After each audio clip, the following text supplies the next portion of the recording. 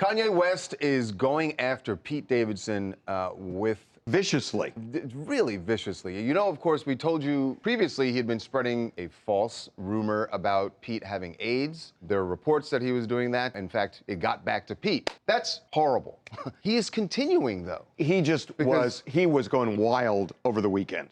Like, it was really crazy. I mean, this was, you know, him lashing out, threatening. You will never see my kids. I mean, it was just telling Pete. Well, it was very personal to Pete, though, guys, because, I mean, he was calling him Skeet, for one, which was, I don't know how you want to take that. Then he was posting their, you know, personal text messages that they've had. Then he, you know, was making fun of Pete's style. But I think one of the most disgusting posts he did was he posted this rumor that had been started back when Pete was dating Ariana, that Pete had texted Mac Miller, who was Ariana's ex, intimate photos of themselves to basically be like, hey, this is my girl now.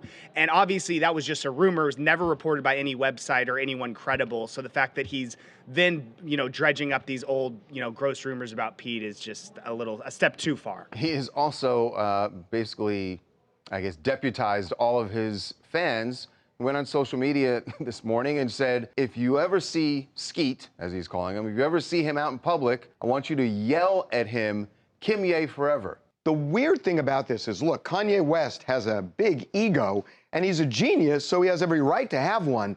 But usually people with egos that big don't like to admit defeat. And by doing this, he's kind of admitting defeat. But he doesn't see it as admitting defeat. I know he doesn't. He's fighting for his family. Despite all this, Kim was with Pete in New York all weekend and having a lovely time.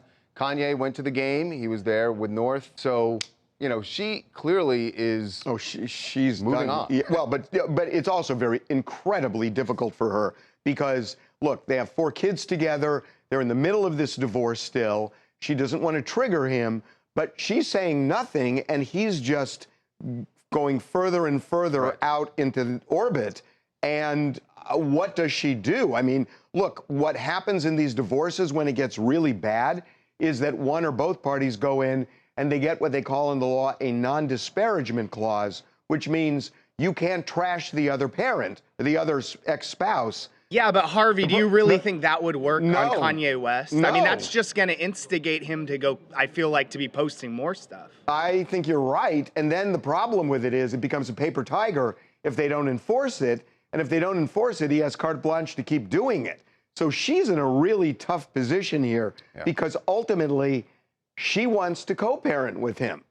And that seems all but impossible at this point. It's really weird to see the images of Kanye having seemingly a very nice day with North at the Super Bowl. They walked around, saw lots of stuff. And then at the same time, he is saying this stuff on social media that is so aggressive toward, and it wasn't directly to Kim, it's against Pete, but he knows that's what he's doing. And by the way, he posted a picture, I believe this was a picture of Pete and MGK in their underwear, just goofing around. Yeah. And then he writes, basically, you will never be around my kids.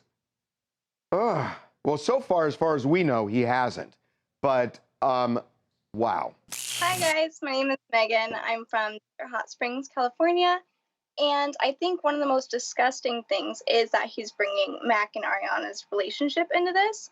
And quite honestly, Kanye's acting like a child who needs parental control on his social media. Yeah, I mean, I don't know what Kim does. I gotta say, I do not know. It's a tough spot. I mean, she's living her life. I'd like to say that she's handling it the right way up to this point. She is.